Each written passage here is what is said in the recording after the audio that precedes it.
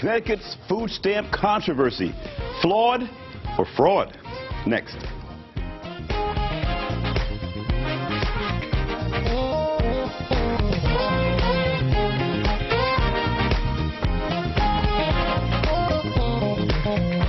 And welcome to the Stan Simpson Show, a program about Connecticut people and compelling issues. Make it a point to drop in every week. The plot thickens in the controversy about whether some Connecticut state employees engaged in fraud while claiming food stamp reimbursements after Hurricane Irene. Now come counterclaims that some Malloy administration employees were complicit in doctoring the applications. Was the process flawed, or was this simply fraud? Hartford Courant Capitol Bureau Chief Chris Keating and criminal defense attorney Reese Norris talk about this evolving scandal. In our second segment, we'll talk about a federal proposal to ban any cell phone use in cars and what that would mean for Connecticut. Then we'll wrap things up with the evolving stories about child molestation by former coaches at Penn State and Syracuse. And could one prominent coach lose his job when this is all over? But first, several state employees worried about their jobs. Chris Keating, Reese Norris, and the evolving scandal. Keating's been on this thing day and night all week here. So the latest now is that we have this food stamp situation. Irene comes in. There's a program here to reimburse folks who didn't have power. A lot of folks were lined up outside the state employee offices getting money. They're finding now that state employees were involved.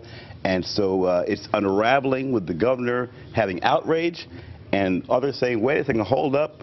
Some of your people may have been complicit in doctoring these very same applications that you're ticked off about. Keating, where are we now? That's right. I've talked to a couple of people, state employees, who said they came in, met the person across the counter essentially, and put down certain numbers, did not qualify for the program. The person behind the counter scratched it off, changed the numbers, and suddenly the person qualified. Generally, the people on the line, at least the people that I've talked to, the average person on the line off the top of their head would not know the income qualifications just off the top of their head. They're not round numbers, et cetera, et cetera.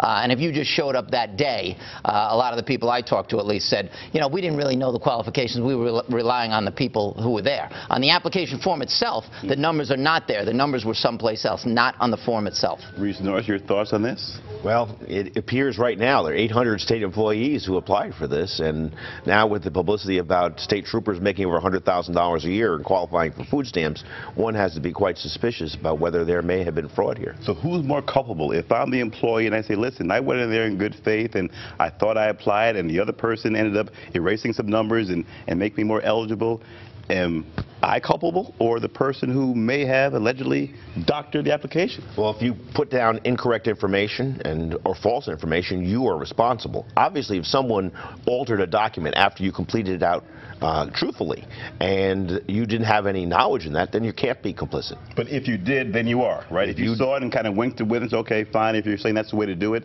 if you knew they were doing it, then you are indeed complicit. That's correct. In law, we call it willful blindness. Right. Now, this story, what's fascinating, guys, is that it's going from criminal to now political. And I find that very fascinating. One started as an issue where the feds were involved, and now it's getting very, very political. Why?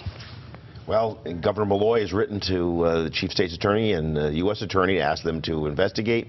And now I guess some of the troopers are upset that information has been leaked out about them. And it's been a fascinating development with the leak of information and basically allegations of fraud right from the beginning, as opposed to we have some irregularities and we're going to investigate it. We have the state union lawyers saying, wait a second, guys, hold the phone here. There's a rushed judgment before we start with this, investigation. Let's understand. Let's let everything play out first. Let's hear his words to add a counterpoint to the governor's anger. Here's the state employee union president with his thoughts. If the allegations are proven true, I will say that we would hope that the public doesn't perceive all 1,080 of our members in that way, because our members take seriously their oath of office and the jobs that we perform every day to the public, and with the highest level of integrity. At the heart of this, public confidence, right? If this did happen, if you had state employees, high-paid employees, misusing a government program to help those in need, forget about the whole criminal angle. At the heart of this is public confidence in the government, in employees. Speak about that, the bigger picture on what this means from an integrity standpoint. It's certainly a breach of trust. I mean, we expect these people to be honest, especially the state troopers who were sworn to protect us, and they're paid good salaries, and we wouldn't expect them to defraud the very people that they're sworn to support. Yeah, I think it's obviously it's a broad story. It's legal, it's political, it's criminal. There's a series of angles to this. It's clearly political, as you mentioned before, and overhanging that whole issue is the issue of trust, both in the trust of the people doing the applying and the trust of the people running the program. One thing we haven't mentioned is that 92% of the people who filled out applications qualified. 92% got money when they went out the door. Now, could somebody have come up and heard about the qualifications and just left? Yes. But 92% of those who filled out the forms got the money.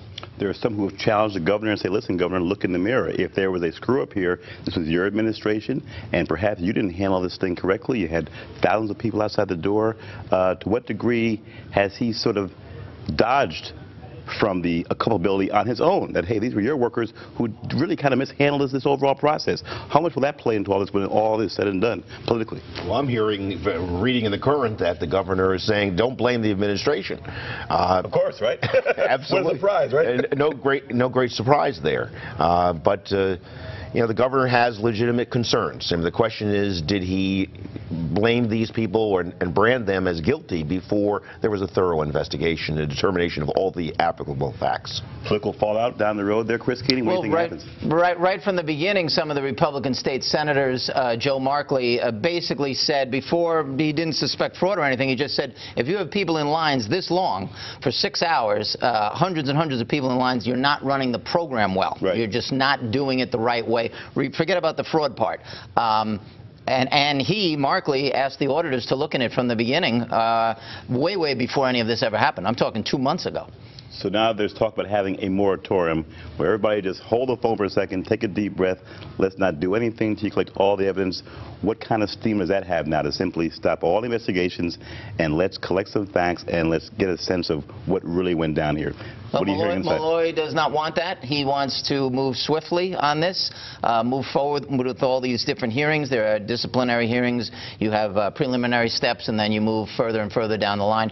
No, he does not want to slow down on this and does not want the work by either the state or the federal prosecutors to slow down the administrative proceedings, which means leading to someone's firing. End of the day, could this be a slap on the wrist? Okay, you had a long-standing employee who messed up, suspension and a slap on the, or could you see people go to jail? I mean, there are some federal exposures here because it was federal money. That gets very serious when the feds get involved. So what are we looking, worst case scenario, if you're an employee who did commit fraud here, are we looking at sort of a discipline internally, or could he go to jail?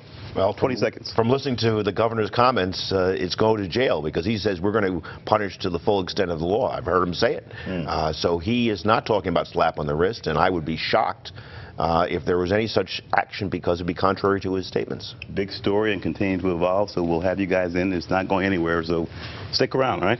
When we come back, folks, we'll talk about a federal proposal to ban all cell phone use in cars and whether Connecticut will join the battle. You are watching The Stan Simpson Show. Follow us on Twitter and Facebook, too.